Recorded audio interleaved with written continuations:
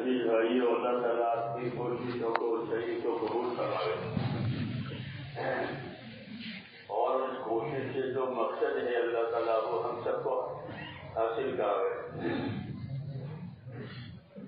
ہر محنت ایک منفعت کے لیے ہوتی ہے، یہ قاعدہ ہے۔ ہر محنت کسی منفعت اور کسی نفع کے لیے ہوتی ہے۔ کوئی محنت ایسی نہیں کہ جس سے کوئی نفع مطلوب نہ ہو، بلکہ ہر محنت کے ساتھ اس کا نفع مطلوب ہوتا ہے۔ وہ نفع حاصل ہو جائے تو وہ محنت صحیح ہے اور کامیاب ہے۔ ہماری اس محنت کا نفع کیا اور اس سے کیا چاہا جاتا ہے؟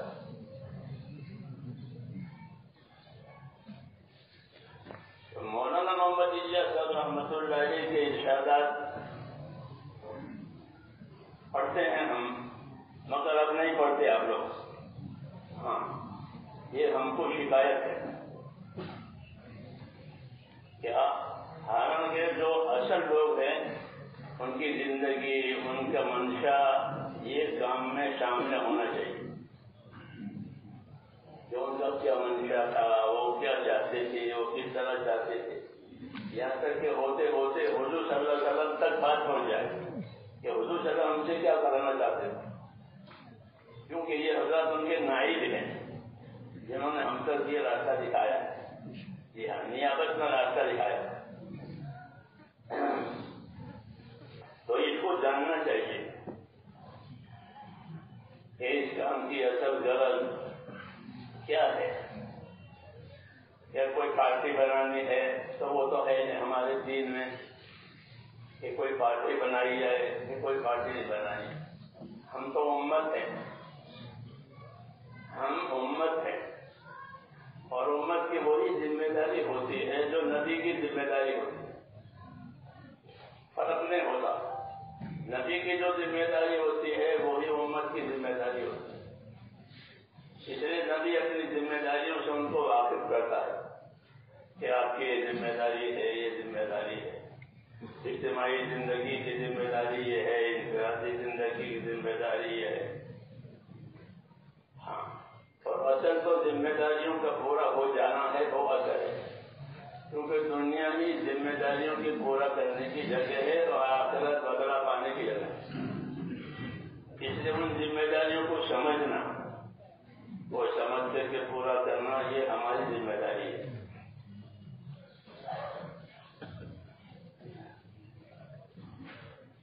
مولانا محمد الیاس صاحب نے یہ معلوم کرایا ہم لوگوں کو کہ بھائی ہماری دعوت، ہماری تحریک، اس کا کیا مقصد ہے؟ تو انہوں نے فرمایا کہ جتنی باتیں جناب رسول اللہ صلی اللہ علیہ وسلم لے کر آئے ہیں وہ ہمارے اندر آ جاوے، ہماری زندگی میں آ جاوے، اس کا یہ انہوں نے اس دعوت کا مقصد بتایا کہ ہماری زندگی حضور صلی اللہ علیہ وسلم کی زندگی سے مل کے ہو۔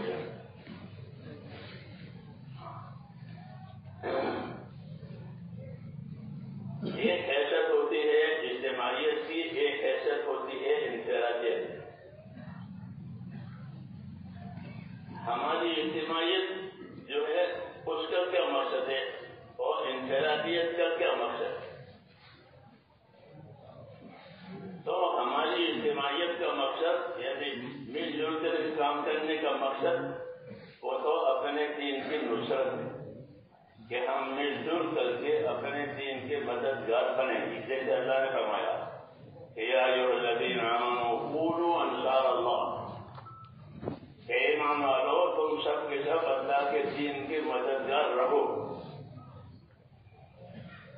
تو اللہ کے دین کا مدد کرنا یہ ہماری اجتماعی زندگی ہے اور اجتماعی ذمہ داری ہے۔ ایک ایک مسلمان اپنے دین کا مددگار بنے، اور مددگار بننے کی مثال ایسی ہے جیسے اپنی زمین کو پانی دینا۔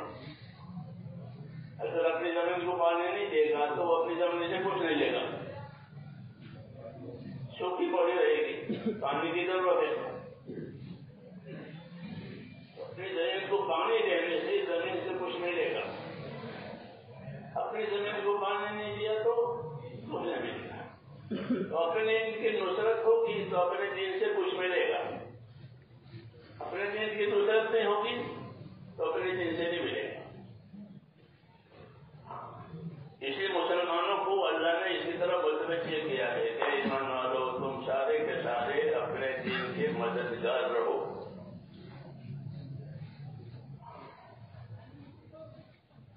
مدد میں دو چیزیں ہیں. ایک ہے ایمان. ایمان کے ساتھ مدد ہوگی. بے ایمانی سے کس مدد کرے گا؟ ایمان یقین کے ساتھ مدد کرنا کہ ہم اللہ کے دین کی مدد کریں گے اور اللہ ہماری مدد کرے گا. ہم دین کی مدد کریں گے, دین زندہ ہوگا. دین زندہ ہوگا تو ہماری کامیابی ہوگی. دوسرا کہ ہماری محنت کا ہمارے اوپر اثر ہونا چاہیے کہ ہماری محنت کا ہم پر کیا اثر ہوا. کیونکہ یہ ایک نعمت ہے اللہ نے ہم کو دی ہے, تو اس نعمت کا ہم پر کیا اثر ہوا. جیسے ہماری کیا ذمہ داری ہے وہ بھی جاننا ضروری ہے, اور اس کا ہم پر کیا اثر ہوا یہ بھی جاننا ضروری ہے کہ اس نعمت کا ہمارے اوپر کیا اثر ہوا. ان اللہ یحب ان یرى علی عبدہ اثر نعمتہ, کہ اللہ کو یہ پسند ہے کہ بندے کو کوئی نعمت دی ہو تو اس نعمت کے اس کے اوپر اثر ہو. حدیثوں میں ہے جب بندے کو کوئی نعمت اللہ کی طرف سے ملی ہو تو اس نعمت کا اس کے اوپر اثر ہو. یہ حضور نے ایک آدمی سے فرمایا تھا, وہ آپ کی خدمت میں حاضر ہوا, میلا کچالا, اس کے بال بکھرے ہوئے اور حالت اچھی نہیں. تو آپ نے فرمایا بھائی تمہارے پاس کوئی مال نہیں ہے, تم غریب آدمی ہو, یہ تمہاری خستہ حالت ہے. حضرت کیا نہیں, میرے پاس بہت مال ہے, میرے پاس روٹی غلام بھی ہے, نوکر چاکر بھی ہے, تو پھر تمہاری یہ حالت ایسی کیوں ہے, خستہ حالت. پھر فرمایا کہ اللہ کو یہ بات پسند ہے کہ اللہ نے کسی بندے کو کوئی نعمت دی ہو تو اس کا اس کے اوپر اثر ہو. ویسے تم کو کھانا پینا دیا ہے تو کھاؤ پیو, پہننا ہونا دیا ہے تو پہنو اڑو. یہ ایک اصولی بات بتائی کہ جس پر جو نعمت ہو اس نعمت سے اس کے اوپر اثر ہو. مان دیا ہے تو اس پر مال کا اثر ہو, غریبی نہ معلوم نہ ہو اس کی زندگی سے, کیونکہ اللہ کو مل دیا ہے. تو جو نعمت ملی ہو, قاعدہ بتایا کہ جس کو جو نعمت ملی ہو اس پر اس نعمت کا اثر ہو. یہ اللہ کو پسند ہے. سمجھ نہیں بات. اب سوال یہ ہے کہ اس نعمت کا ہم پر کیا اثر ہو.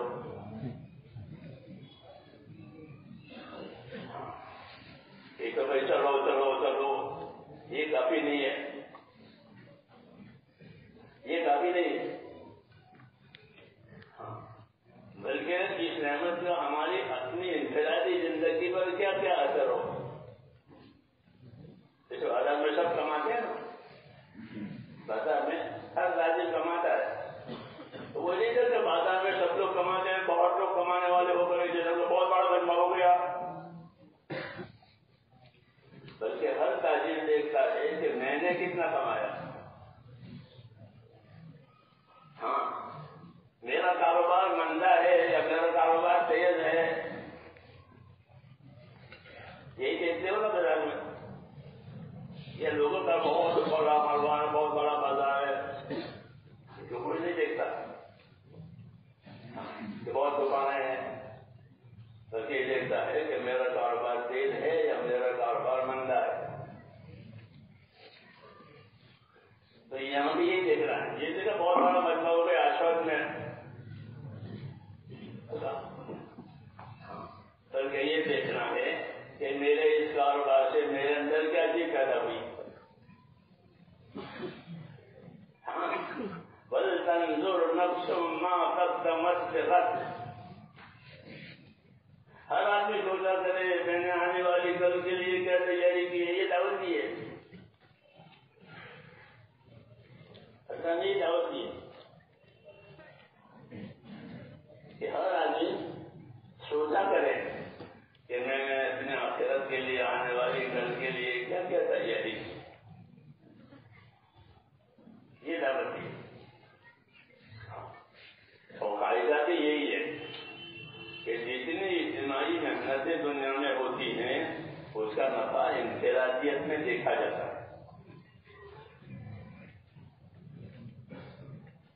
میری بات سمجھ میں آ رہی ہے؟ جیسے لوگ دیکھتے ہیں اور شاعر کرتے ہیں، سمجھ میں آگے نہ آئے، موری بتائے آئے تھے یہ بات کیسی گئے، یہ بدعت کے لیے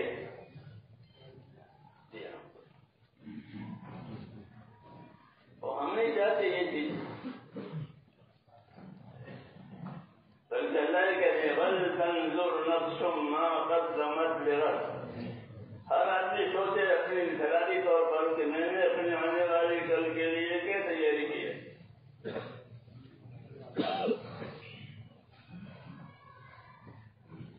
یہ ذمہ داری بتائیے۔ اور دنیا میں بھی یہ کہ 100 مریضوں کا علاج کریں گے ڈاکٹر، تو جیسے کہ ہر مریض کو کتنا بیٹھا ہوا ہے،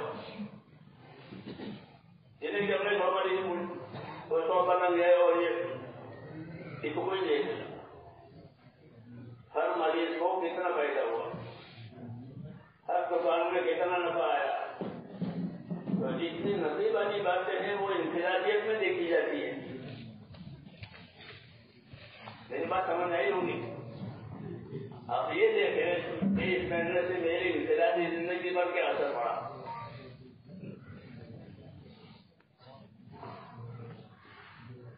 میری انفرادی بازار والا کہتا ہے کہ میری دکان میں مجھے کیا نفع ملا، جن کے دکان میں بہت کمائے وہ نہیں دیکھتا،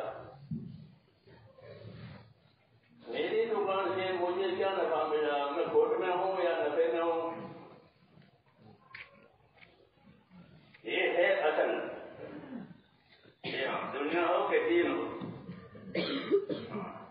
کہ ہماری انفرادی زندگی پر اس کا ہم پر کیا اثر کیا۔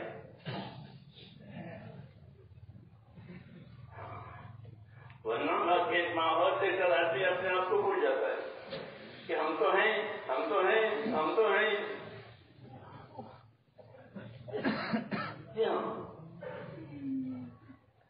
تو یہ کافی نہیں ہے۔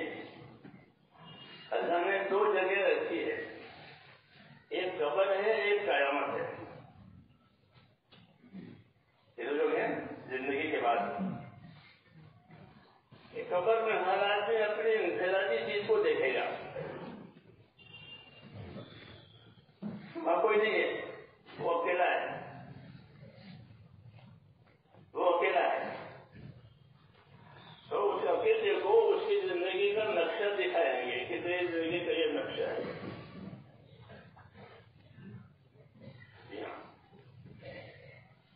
اس قیامت میں اجتماعی ہوگی، کوئی چیز پوشیدہ نہیں ہوگی کسی کے لیے، سب کی سب چیزیں ظاہر ہو جائیں گی۔ یوم تبلی السرائر، جی ہاں، کہ اس سے ساری پوشیدہ چیزیں ظاہر ہو جائیں گی، خیر کی ہو شر کی ہو، امانت داری ہو کہ امانت داری ہو، خیانت ہو، سب اجتماعی طور پر اس کو لائیں گے۔ نے چوری کی تھی تو وہ اسی چوری کا سامان اسے گردن پر لٹک رہا ہوگا، دیکھ رہا آیا، ہاں چوری کی تھی وہ سامان اسے گردن پر لٹک رہا ہے، جو بھی سامان چورا ہو، چھوٹا بڑا،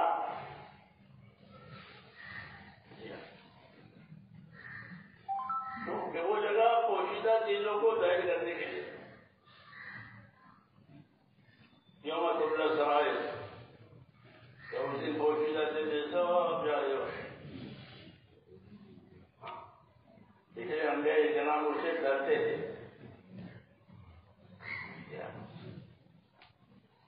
اسلام کتنے بڑے نبی ہیں، نبیوں کے باپ ہے. وہ کہتے ہیں اللہ مجھے قیامت میں رسوا مت کرنا.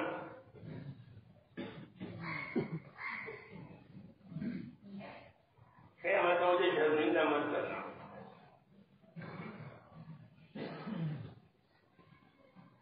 کیوں ایسا چیز ہے؟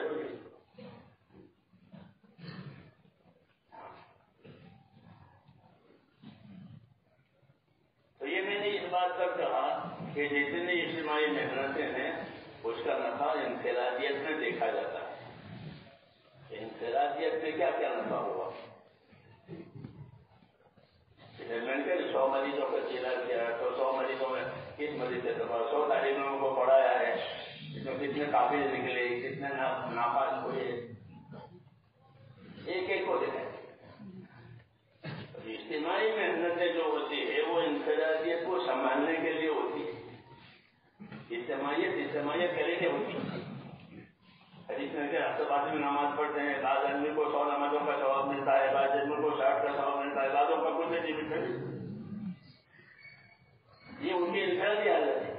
بس نماز سب میں نماز سے پڑھی ہے. تو اس لیے اصل چیز جو ہے میرے بھائیوں وہ یہ ہے کہ بھائی اس محنت سے ہماری انفرادی زندگی پر کیا اثر پڑا.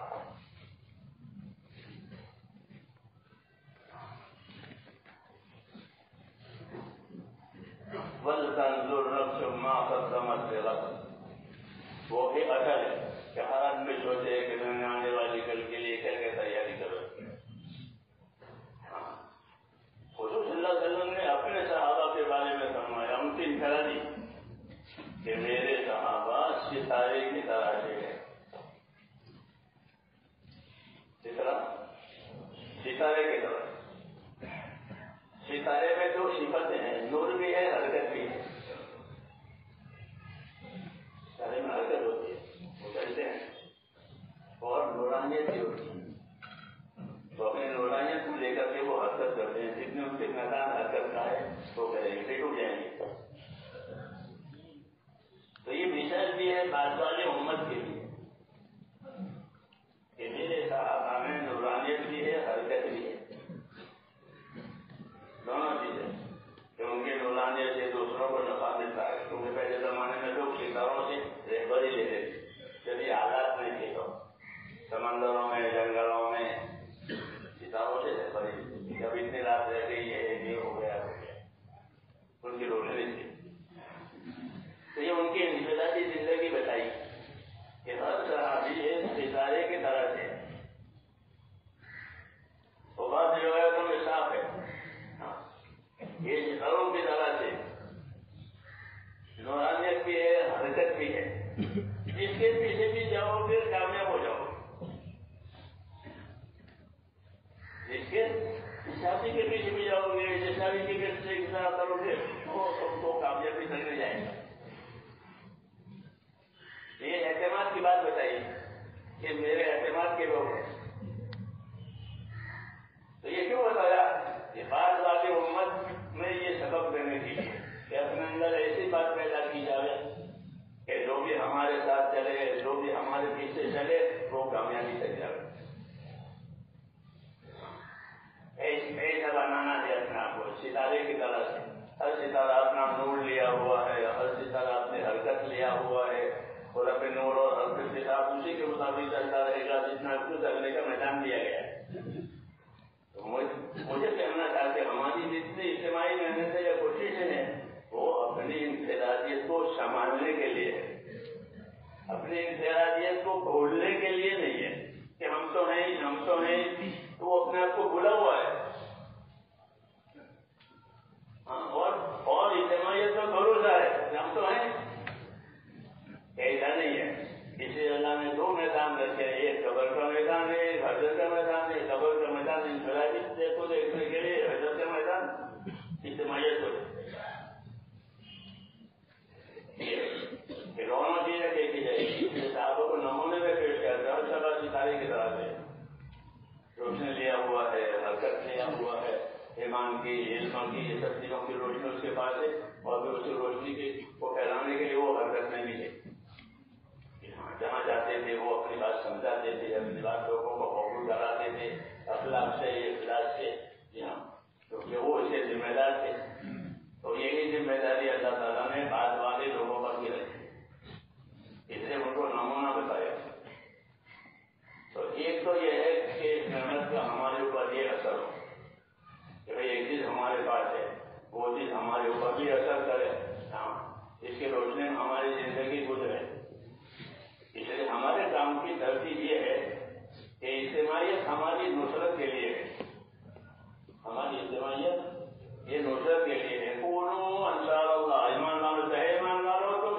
سب مدد لگاؤ. تو اجتماعیت کے دن میں مدد کی ہے کہ تم سارے کے سارے اپنے جان مال سے اپنے دین کے مددگار رہو, اس کے لیے راستہ بناؤ, اس کے لیے چیزیں بناؤ تاکہ یہ دنیا میں چلے. یہ تو اجتماعیت ہوئی, سب کے سب مددگار بنو. اور انفرادیت میں کیا ہے؟ انفرادیت میں یہ ہے کہ ہر آدمی اپنے نبی کی سنتوں پر عمل کرے. ہر آدمی اپنے نبی کی سنتوں پر عمل کرے. یہ دیکھے کہ میری ذاتی زندگی میں سنتوں کا اتباع کتنا ہے, کیونکہ دور میں حضور صلی اللہ علیہ وسلم دکھائے جائیں گے. ان کو پہچانتے ہو؟ ان سے کوئی تعلق ہے؟ ہاں, تعلق والا کا ہی بات کرنا نیا نبی ہے. کہاں سے معلوم ہوا تھا؟ اللہ کی کتاب میں تھا تو محمد رسول اللہ, محمد اللہ کا رسول ہے, میں نے اس کی کتاب میں پڑھا تھا. میں نے کتاب میں پڑھا تھا محمد رسول اللہ والذین معہ, تو محمد اللہ کا رسول ہے, تو میں نے اس کو رسول جانتا ہوں, یہ میرا رسول ہے. ہاں, تو جتنا میرے تو دنیا میں انفرادی زندگی میں سنتوں سے تعلق ہوگا, اتنی زندگی شریف نہیں. اجتماعیت نصرت والی, انفرادیت اتباع والی, یہ فائدہ ہے. اجتماعیت نصرت والی کیا مطلب جن کی مدد کریں گے, کوئی بھی تقاضا آئے گا وہ ہمارا تقاضا ہے, دور ہو قریب ہو آسان ہو مشکل ہو, جو بھی تقاضا ہے وہ ہمارا ہی تقاضا ہے, ہمیں پورا کرنا ہے کسی کو. یہ تو اجتماعیت میں ہے. اور انفرادیت میں, انفراد میں ہم اپنے نبی کی ہر سنت پر عمل کرنے والے کا نہیں. تو یہ صحیح ہوا. سمجھ میں آئے گا؟ علم و ذکر کا یہی مطلب ہے. تیسرا نمبر رکھا ہے نا, تو کیا رکھا ہے, اس کا کیا مطلب ہے؟ تو تیسرا نمبر علم و ذکر ہے, چوتھا نمبر کرم مسلم ہے, پانچواں اخلاص نہیں ہے. ہاں, یہ رواج ہے. چھوٹے بچے جیسے اجرا کرتے ہیں, جب جو زبان ہوتی ہے وہ نمبر ایک اگر چھوٹے چھوٹے بچے جیسے ہم کسی وجہ ایک ہو بغیر گئے ہو, ہمارے اسکول مجھے ملیشیا گئے تو وہ ملیشیا کی زبان میں ایک ہو اور ڈبل ڈور پڑھتے.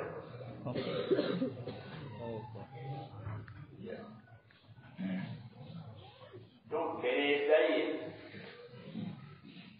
یہ ابتدائی ہے, ایک سب کے لیے ایک ہے, یہ اپنی ابتدائی ہے, ہماری ابتدائی ہے.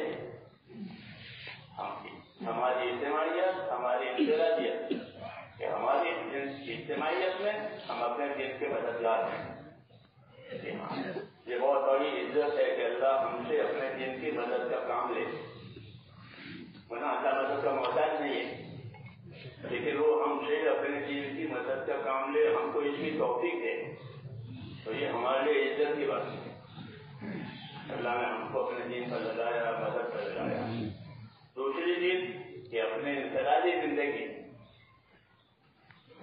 مجمع سے کٹ کر, مجمع سے ہٹ کر, کیونکہ مجمع میں تو حج میں سب حاجی, نماز میں سب نمازی, ان کو امتیاز نہیں ہوتا. اور تبلیغ میں سب تبلیغی, ان کو امتیاز نہیں ہوتا. ہم کسی کو کاٹ بھی نہیں سکتے, تو نہیں وہ اسلام میں کاٹ نہیں ہے کہ کوئی بہت گناہ کرے تو کوئی اسلام میں نکالتے ہیں. جیسے بڑے سمے نکال ہے کہ تو نوکر کو نکال دیا, ایسا ہے آپ کے یہاں؟ تو گناہ کرے تو بھی تو ہمارا یہی ہے. جی ہاں, ایسے تکلیف میں کسی کو نکال نہیں سکتے کہ تم نے یہی رہے, جو گناہ کرے تو بھی یہی رہے, ہمارا ہے. اتنی وسعت ہے ہمارے یہاں, لیکن اس وسعت کا آپتی بھی ہے کہ جو ضروری برابر بھی نیکی کرے گا اللہ اس کو دکھائے گی. یہ صحیح نیکی ہے. درجے کے برابر بدی کرے گا وہ بھی دکھائیے میری بدی ہے. یہ ذمہ داریوں کی طرح بٹھالا کیا ہے. اجتماعیت تو اس میں آسان ہے کہ جتنے بھی گناہ کرے پھر مسلمان مسلمان. اور انفرادیت یہ ہے کہ ایک ذرے کے برابر بھی بدی کی ہے تو دکھائیے تیری بدی ہے یہ نہیں کی ہے. میں تو اس لیے ہم کو جس طرح اجتماعیت کو سنبھالنا ہے اپنے انفرادیت کو بھی سنبھالنا ہے. تو انفرادیت کو سنبھالنے کا کیا طریقہ ہے؟ انفرادیت کو سنبھالنے کا طریقہ یہ ہے کہ ہماری زندگی حضور صلی اللہ علیہ وسلم کی سنتوں پر آئے. کیونکہ ہر ایک کی انفرادی حالت الگ الگ ہے, جبکہ ایک نہیں ہے. کوئی بیمار ہے, کوئی تندرست ہے, کوئی شہر کا ہے, کوئی گاؤں کا ہے, غریب ہے, مالدار ہے. تو ہر ایک کی حالت الگ الگ انفرادیت میں. اس لیے وہ انفرادیت میں اپنے نبی کو دیکھے کہ اس حال میں نبی نے کیا بتایا ہے, اس حال میں نبی نے کیا طریقہ دکھایا ہے, اس حال میں کیا چیز سنت ہے. تو انفرادیت سنتوں پر جائے اور اجتماعیت فطرتوں پر جائے, یہ ہمارے کام کا طریقہ ہے. اجتماعیت کس پر جائے, نصرتوں پر جائے. سب مل کے نصرت کریں گے, ایک سے نہیں ہوگی نصرت. ساری دنیا میں کام لے جانا ہے تو ایک کیسے کرے گا, ایک کرے گا نہیں کر سکتا. سب کو لے کر جانا ہے. تو چاہے دنیا میں جانا ہے چاہے دنیا والوں کو ادھر لانا ہے تو یہ ایک کا کام ہے. یہ اجتماعیت اس کو نصرت کہتے ہیں. یہ نصرت میں اجتماعیت. کوئی روٹے گا تو ہم اس کو بنا لیں گے, کوئی ناراض ہوگا تو اسے راضی کریں گے. جی ہاں, تو مل کے کرنا ہے, مل کے کرنا ہے. یہ تو نصرت کا تقاضا ہے کہ مل کے کرو. انصار سے نصرت ہوئی جب وہ مل گئے ورنہ ان کی دو پارٹیاں مدینے میں, پھر وہ پارٹی ختم ہو گئی اور وہ مل گئے. وہ مل کر کے پھر نصرت اس کی شہید ہوئی. اس لیے کہا کہ تم تو دشمن کی اللہ کے ہم نے تم کو بنایا. تو نصرت کے لیے اجتماعیت ہے کہ اپنے کوئی غلط نہیں, کوئی چیز نہیں, پر مل جل کر نصرت کر دیا. تو نصرت کے لیے تو اجتماعیت ہے, یہ ایک کام ہوا. پھر انفرادیت کے لیے کیا تقاضا ہے کہ ہماری انفرادیت جو ہے وہ ہم کو رسول صلی اللہ علیہ وسلم کی سنتوں پر لے جائے. ہاں, علم و ذکر کا یہ مطلب ہے. علم و ذکر ہونا, علم و ذکر کا کوئی مطلب نہیں ہے. ہاں, کہ نکل جانے سے علم و ذکر کا تقاضا نہیں پورا ہوگا. علم و ذکر کو جاننا پڑے گا. جی ہاں, اور نکالا اسی لیے جاتا ہے کہ گھروں میں تو یہ چیز ہوگی نہیں, ماحول میں یہ چیز ہوگی نہیں, تو کہا دعوت کے ماحول میں پھرو تاکہ تمہاری زندگی علم و ذکر پر آئے. جیسے ریل ہر جگہ نہیں چلتی, ریل پٹری پر ہی چلے گی. ہر جگہ چلتی ہے نہیں چلتی, وہ پٹری پر ہی چلے گی. تو دین کے دین علم و ذکر کے ساتھ ہی چلے گا. علم و ذکر کا مطلب ہے کہ علم و ذکر کا مطلب یہ ہے کہ یہ دیکھے گا مسلمان کہ خدا نے کیا حکم دیا ہے اور نبی نے اس کے پورا کرنے کا کیا طریقہ بتایا ہے. یہ علم و ذکر. تو یہ زندگی کے ساتھ اس طرح لازم ہے جس طرح ریل کے لیے پٹری لازم ہے اور پٹری کے لیے ریل لازم ہے. پٹری خالص ریل کے لیے ہوتی ہے اور کسی کے لیے نہیں ہوتی, اور ریل کے لیے ہی پٹری ہوتی ہے. تو علم و ذکر مسلمان کے لیے اور مسلمان علم و ذکر کے لیے. یہ علم و ذکر کا مطلب ہے. بالکل یہی مثال ہے. اگر علم و ذکر نہیں ہے تو ریل پٹری پر نہیں ہے, وہ ڈھیر ہو گئی ہے. تو اتر جاتی ہے تو ڈھیر ہو جاتی ہے, پھر وہ چلے گی نہیں. مسافر جانے ہیں وہاں سے وہاں رہیں گے یا بلیدہ میں جائیں گے, ریل اتر گئی ہے. تو جب تبلیغ ریل پر سے اتر جائے گی, پٹری پر سے جائے گی تو وہ بھی ڈھیر ہو جائے گی. جہاں ہے وہاں کے وہیں ہے. سمجھ نہیں گا.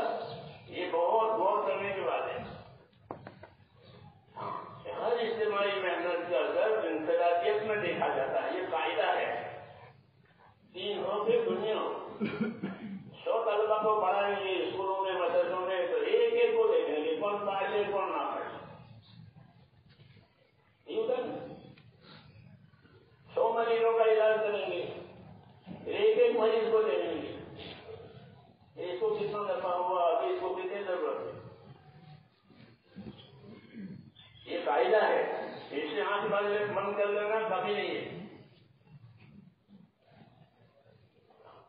تو ہماری محنت ہے تو اجتماعی نہیں ہے. اور پھر اس کے انفرادی اثرات کو دیکھنا ہے کہ اس محنت کے ذریعے سے میری انفرادی زندگی میں کیا اثر پیدا ہوا. ہر صحابی ستارہ بنا ہوا ہے کہ حرکت میں بھی ہے, نور میں بھی ہے.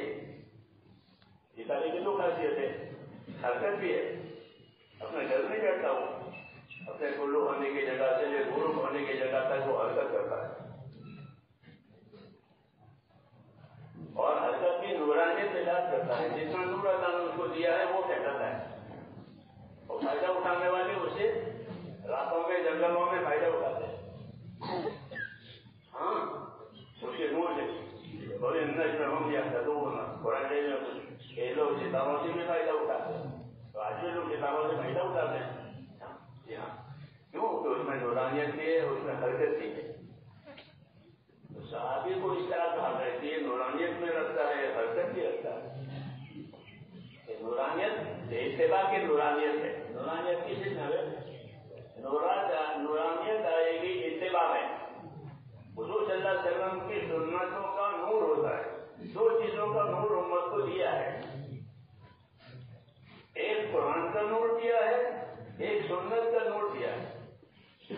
اس امت کو دو نور دیے. وانزلنا الیکم نورا مبینا, کہ تمہاری طرف کھلا ہوا نور اتارا ہے, وہ قرآن مجید. وجاءکم من اللہ نور و کتاب مبین, اور تمہارے پاس نور آیا ہے اور کتاب بھی آئی ہے. کتاب کا ایک نور بتایا, دوسرا نور بھی کس کا, کہ دوسرا نور سنت کے اتباع. یہ دو نور امت کو دیے گئے. سمجھ نہیں پڑا. تو دعوت کا یہ تقاضا ہے کہ زندگی ان دونوں نوروں سے نورانیت بنے, نورانی بنے. اور ایک نورانیت ظاہر ہوگی انفرادی زندگی میں, کہ ہر آدمی دیکھے کہ میرا عمل کتاب پر کتنا ہے, میرا عمل سنت پر کتنا ہے. کتاب اور سنت ہی تو عمل کے لیے نہیں. اللہ کی کتاب, نبی کی سنت, اللہ کی کتاب, نبی کی سنت. تیسری بات ہمارے پاس نہیں ہے. کتاب سنت, جی ہاں, اس کے لیے بنی. تو ہر آدمی کی زندگی میں یہ چیز دیکھی جائے گی. مجمع دیکھ کر گزارا کرنا کرنے میں یہ بہت بڑا مجمع ہے, بہت زمانے میں نکل گئی ہے, وہ ٹھیک ہے, لیکن اس کا اثر انفرادیت پہ کتنا پڑا. کمانے میں سب لوگ بازار میں کماتے ہیں اور کمائیوں کو انفرادی طور پر دیکھتے ہیں کہ مجھے کتنا نفع ہوا, میرے کاروبار میں کتنے فوٹ آئی, میرے کاروبار میں کتنا نہیں. یہ ہمیں دیکھنا ہے دوستوں کہ ہماری انفرادی زندگی پر اس محنت کا کیا اثر ہوا. کہ میں جماعت میں نہیں ہوا بھی تو میری زندگی کتنی سنتوں پر, صبح سے شام تک کتنی سنتوں پر میں عمل کرتا ہوں. کتنی سنتوں پر کتنی نمازیں, سنت نمازیں ادا ہوتی ہے. تہجد کی نماز پڑھنا حضور کی سنت ہے, تاج کی نماز پڑھنا حضور کی سنت ہے. آپ کی سنت ہے, آپ تہجد کے لوگ تہجد نماز حضور کی سنت ہے, تاج کی نماز حضور کی سنت ہے, وغیرہ وغیرہ. بعد نماز پڑھنا حضور کی سنت ہے. یہ سنت ہے, یہ وہ اسی لیے دی گئی ہے اس محنت کے ذریعے سے, کیونکہ سنت کے مقابلے میں خواہشات ہوتی ہے. سنت کے مقابلے میں خواہشات ہو جاتی ہے, یا ہوا یا ہودا. قرآن میں دو لفظ ہے, ہوا ہودا. ہوا کے معنی خواہش, ہودا کے معنی وہ راستہ تو نبی نے کہا ہے. وہ الذی ارسل رسولہ بالہدی, اللہ ہدا ہے جسے نبی کو ہدایت دکھا. دوسرا نبی کا ہوا کا ہے کہ یہ تو اپنے ہوا ہے, اپنے خواہشات کے تابع. دنیا میں ایک تابع داری خواہشوں کی ہوتی ہے, ایک تابع داری سنتوں کی ہوتی ہے. سنتوں کی تابع داری کا نام ہدایت ہے, خواہشات کی تابع داری کا نام جہالت ہے. حضور نے لوگوں کو جہالت میں سے نکالا,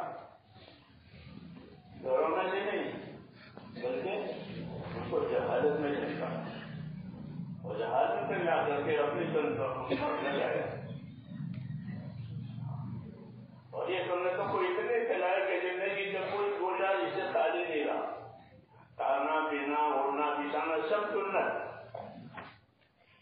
مولانا جیسا فرماتے تھے ہماری دعوت کا مقصد وہ تمام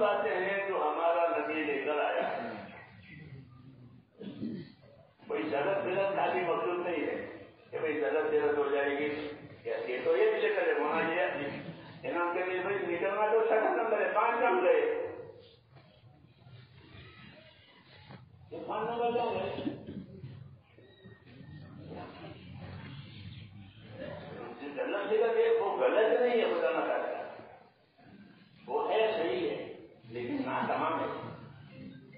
کیا ہے؟ ناتمام ہے. کسی کسی کے 6,000 روپئے 1,000 روپئے دیا اور 5,000 رکھ لیے تو یہ صحیح ہوا کہ 5,000 سے لیے روپئے دے دیے. ناتمام ہے. ادائیگی تو ہوئی لیکن ناتمام ہے. ہماری دعوت کا یہ مقصد ہے کہ ہماری اپنی زندگیاں جو ہیں یہ سنتوں کا دعوت.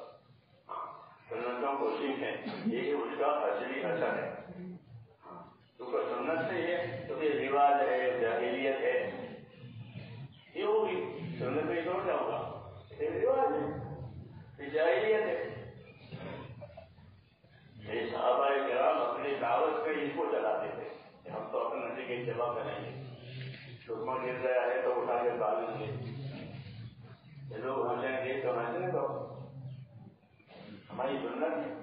لقمہ گر جائے تو اٹھا کے کھاؤ. جائیے ہنستے ہیں. یہ لوگوں کا زندگی پرواہ نہیں کرتے تھے جو کہ زندگی کو سنتوں پر لانا ہے. اور یہ بات انفرادی زندگی سے ظاہر ہوتی ہے. انفرادی زندگی میں کتنی سنت ہے. ہر آدمی دیکھے آدمی سوچے کہ اس نے اپنے آپ کے لیے کیا تیاری کی ہے.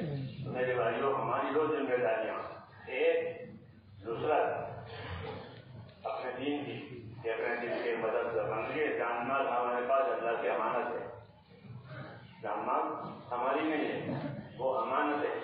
اور امانتیں حقوق ادا کرنے کے لیے دی جاتی ہے. امانتیں دی جاتی ہے حقوق ادا کرنے کے لیے کہ بھائی لو اور اس سے فلانا بڑا کام کرو. حکومتیں بڑی بڑی چیزیں دیتی ہے، گاڑیاں دیتی ہیں، گھوڑے دیتے ہیں، تو سکھا کر دیجیے گھوڑے کو کیسے سکھا دو. یہ نا سرکاری کام کے لیے سب چیزیں سرکاری کام کے لیے، گھوڑا ہو گاڑی ہو سب چیزیں سرکاری کام. اپنے کام کے لیے کوئی بھی ہونا چاہتا فرماتی کہ ہم تو سرکاری آدمی ہیں. ہم تو سرکاری آدمی جو بھی کام کرے سرکار کے لیے کرے. یہ اپنا لیے کرے. یہ اپنے جگہ تو بہت ہونے لگا کہ ہم تو سرکاری آدمی ہیں تو جو کام کریں گے وہ کس کے لیے کریں گے؟ سرکار کے لیے کریں گے. اسی کو اخلاص کہتے ہیں کہ جو کام کرے اخلاص سے اللہ کے لیے کرے اور نبی کے طریقے پر کرے. اللہ کے لیے کرے نبی کے طریقے پر کرے. وہ اس کا نام اخلاص ہے. ہم تو سرکاری آدمی ہیں، ہمارے پاس اپنا طریقہ ہے، ہماری چیز ہے، طریقہ اللہ کی ہے اور طریقہ نبی کا ہے، اس کے ہم دعوت ہیں.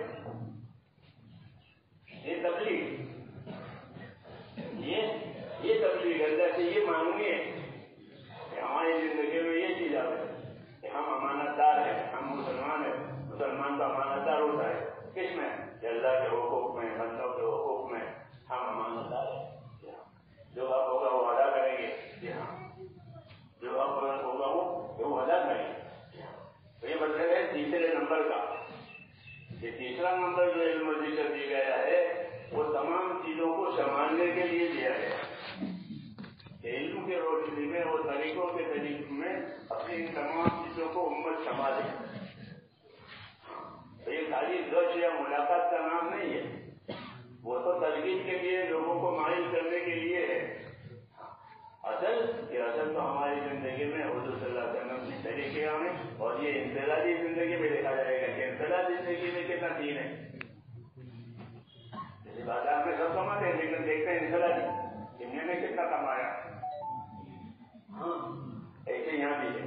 اس لیے اس کو محفوظ رکھنا چاہیے کہ ہماری انفرادی زندگی اور سنتوں پر آ گئے اور ہماری اجتماعی زندگی نصرتوں پر آ گئی. یہ طریقہ ہے، یہ طریقہ ہے کہ ہماری اجتماعی زندگی یہ نصرتوں کا. ہم اپنے دل کے بدلدار ہیں، کہیں بھی جانا پڑے کہیں ہم اپنے دل کے بدلدار ہیں. اور انفرادی زندگی کہ وہ سنتوں پر آ گئی. حضور صلی اللہ علیہ وسلم نے زندگی کیسے گزاری ہے؟ عبادت میں، رہن سہن میں، پہننے میں، اٹھنے میں، شادی غمی میں آپ سے کیا طریقہ کیا ہے؟ وہ انفرادی زندگی سے تعلق ہے. ان دونوں کو اخلاص کے ساتھ کرنا ہے. اس کے ساتھ اخلاص کے ساتھ کرو تھوڑا عمل بھی کافی ہو جائے گا. یہ کہہ رہے ہیں اخلاص کے ساتھ اپنے دین شکتی کا عمل کرے, اخلاص کے ساتھ کرو, تھوڑا عمل بھی کافی ہو جائے گا. اب اللہ فرماتے ہیں کیسے آدمی بتاؤ کہ جس نے ایک نماز سے نہیں پڑھی وہ جنت میں چلا گیا. لوگوں سے منہ جائے جاتے ہوئے بتاؤ ایک نماز نہیں پڑھی اور لوگوں کو کیسا بناتا ہوگا. نماز نہ پڑھے وہ جنت میں بھی جا رہے ہیں. تو انہوں نے ایک آدمی کا نام لیا وہ کس دن پہ چلا. وہ شعبہ اٹھا تو مسلمان نہیں تھا. وہ تو میرے بھائی بیٹا کے بیٹے وغیرہ یہ کہاں ہے لوگ. وہ دو کے میدان میں ندی کے ساتھ تیرے بھائی بھتیجے وہ تو وہاں کے میدان میں اللہ کی ندی کے ساتھ ہے. اچھا تو پھر میں بھی جانتا تو وہ کلمہ پڑھ کر وہ حج میں میدان میں گیا وہاں شہید ہو گیا. اس کو نماز پڑھنے کا موقع ہی نہیں ملا.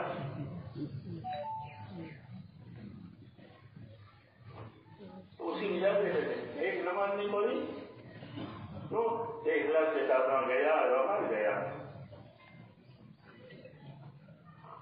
تو اللہ کی یہ کہنے ہے کہ ایک نماز نہ پڑھے وہ جنت میں جا کر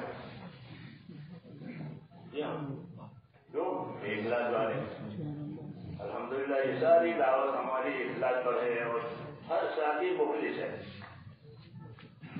ہمیں جیسا کہتے تھے ہمارے ساتھی یہ مخلص ہے. اپنا مال لگا رہے ہیں, اپنی جان لگا رہے ہیں, اپنا وقت لگا رہے ہیں. کیا چاہتے ہیں کہ کچھ بھی نہیں. انشاءاللہ اخلاص ہی ہے. اللہ سے یہ امید رکھنی چاہیے. اخلاص ہی ہے لیکن اس پر قائم رہنا چاہیے اور زندگیوں کو انفرادی زندگیوں کو سنت پر لانا چاہیے.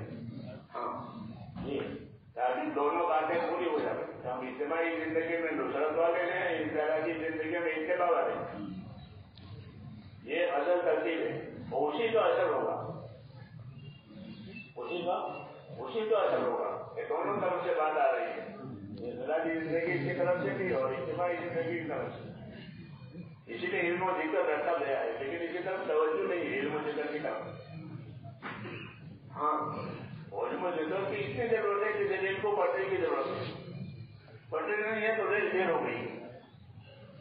ہاں ایسے علم و ذکر نہیں ہے کہ کوئی تکلیف دے جہاں ہے وہاں کیوں نہیں ہے. اس لیے میرے بھائیوں نے دیکھنا ہے ہماری انفرادی زندگیاں اجتماعی زندگیاں تاکہ رنگ ہو رہا ہے.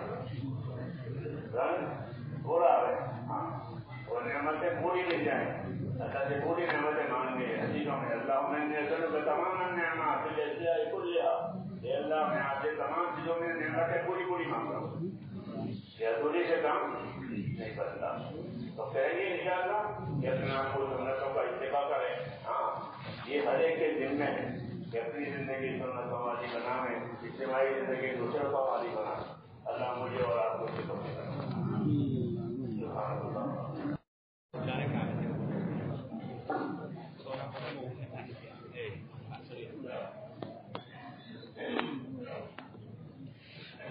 دعاؤں کا بھی اہتمام کرنا ضروری ہے. محنت پر بھروسہ نہیں, اللہ پر بھروسہ. اور اللہ سے مدد لینے کے لیے محنت کر کے دعا مانگے. دعا مانگ کر پھر محنت بھی کرے. دونوں باتیں, کام بھی کریں مدد بھی مانگے. اس لیے دعاؤں کا بھی اہتمام کرنا چاہیے. محنت پر اعتماد نہیں کرنا چاہیے. محنت کبھی قبول ہوتی ہے کبھی نہیں بھی ہوتی, لیکن دعا ہر وقت قبول ہوتی ہے کیونکہ اللہ نے دعا مانگنے کا حکم دیا ہے اور قبول کرنے کا وعدہ کیا ہے. اس لیے دعاؤں کا اہتمام کرے. ہمارا ہر آدمی دعا والا بنے. مشروع دعائیں بھی ہم کو یاد ہونی چاہیے. یہ علامت ہے داعی کی کہ آدمی داعی ہے کہ اس کی زبان پر دعائیں بھی رہتی ہیں اور اس کے عمل میں دعوت بھی رہتی ہے. عمل میں دعوت ہے, زبان میں دعا ہے, تو اس کو مشروع دعائیں یاد ہونی چاہیے. اس موقع پر حضور نے یہ دعا مانگی ہے, یہ دعا مانگی ہے, یہ دعا مانگی ہے. جی ہاں, دوسری کا نام علم و ذکر ہے. علم و ذکر کی تو اتنی کمی ہے جس کو جگہ جگہ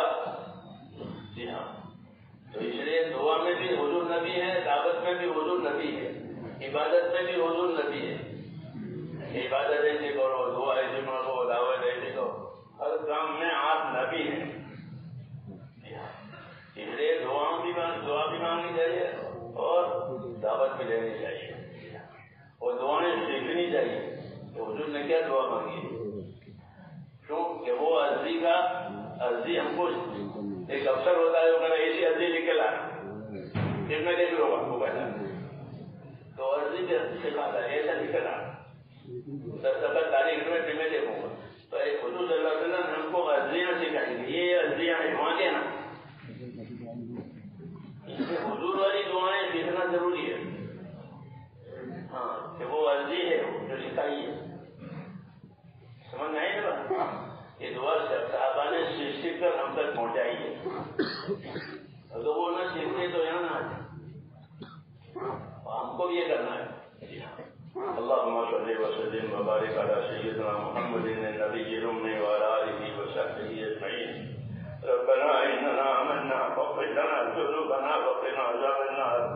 ربنا إننا آمنا فاغفر لنا ذنوبنا وقنا عذاب النار.